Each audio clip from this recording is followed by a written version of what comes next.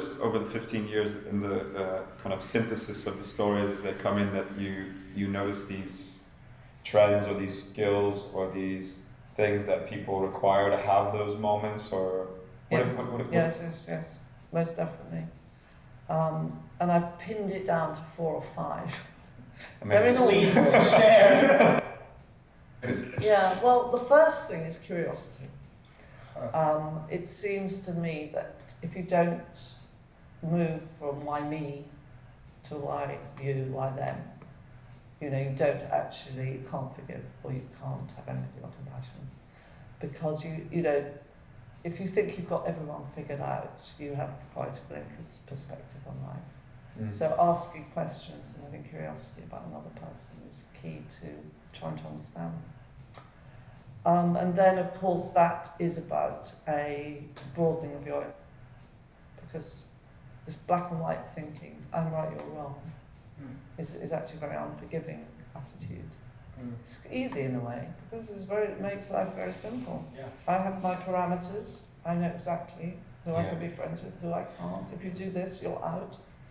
Yeah. A lot of people do live their life like that. It's like an accepting of greyness. Yeah. The kind of that you forgiveness is definitely accepting of the greyness, and that people won't. Good people do bad things, and bad things happen to good people. Exactly. Life is morally complicated. Life is morally complicated. That's a good one. Yeah.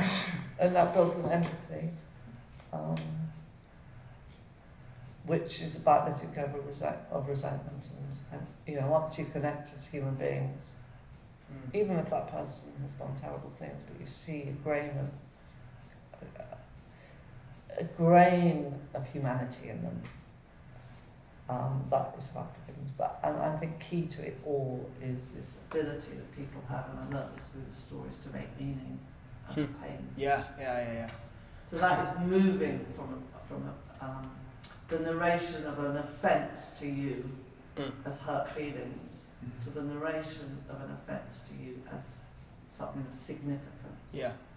And as a part of a story, like I it's just, you're talking about greyness, and I was just thinking, like, some of my favorite characters in literature and movies and everything are great characters, and that's like, they only feel real even if they are kind of flawed. Like, nobody is perfect, and there are evolutions and people transform. I mean, it's the archetype of the hero, isn't it? Yeah, it is. It's but yeah, that is like, it's an interesting idea that it's these flawed people that we actually connect with. You know?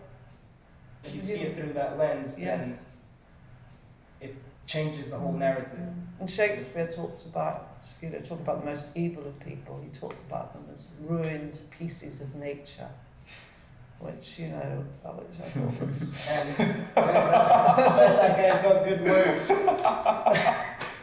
That's very, that's very lovely. So the third one then is about meaning making. No, I think we moved to the fifth. Okay. We moved to curiosity, to broadening perspective, to empathy, to letting go of resentment, to meaning making. Although those are just aspects, not in that order necessarily. And those it's are a aspects process, of the story. you think? It can be a process, but it comes in different orders. Mm. I don't really believe in stages necessarily, but I think the thing about the meaning making is that everybody I've ever talked to who has been on this process, journey towards forgiveness,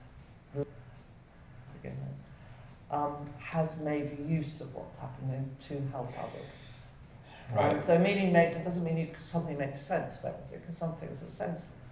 But it means you put meaning back into your life by relentlessly pursuing what matters to you. And what matters to you is often helping others, or a support group, or it might be gardening, or walking in nature. But it's something that you put your whole heart and soul into, and that's what it's a change in behavior. Changing behavior from a change in an emotional reaction to something, and then that just transforms into, if it's dealt with, at least that's what I'm hearing. But it involves other people usually, or as I say, it could be a relationship with nature, but it is something that fires people again. And so one of the storytellers that we have for instance, is someone called Jill Hicks. Now, when we had the 2005, Jill, who was an Australian working here, lost both her legs in the bomb. And she hasn't actually, a lot of the stories don't actually say they forgive. She doesn't talk in terms of forgiveness, because she says she's not here to forgive the suicide bomber. But she is, her work has been from then to now about not hating and about understanding why someone would do that. Why would someone who doesn't even know me want to kill me? So it's all about being understanding and building bridges. But she talks life 1 and life 2.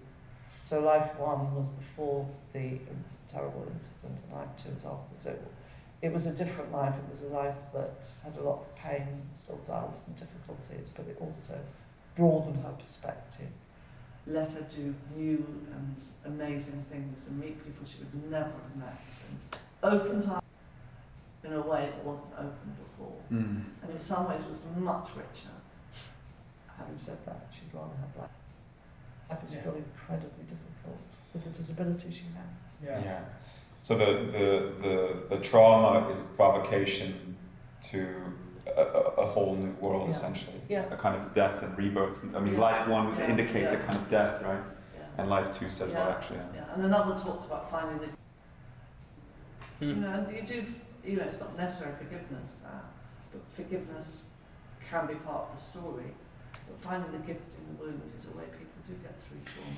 Yeah, you almost have to. It almost feels like you have to start from that place which is actually this thing is a gift in a way, and maybe it's not the thing I would prefer. Yeah. But it is a provocation. It's a gateway. It's a new life. Yeah. And if I can just position my mindset that way, the other things maybe become a bit easier. Maybe it's a bit easier to say, well, who is this person that I've never met who's tried to kill me? Obviously, I haven't been. But that feels quite crucial. I guess. I would agree.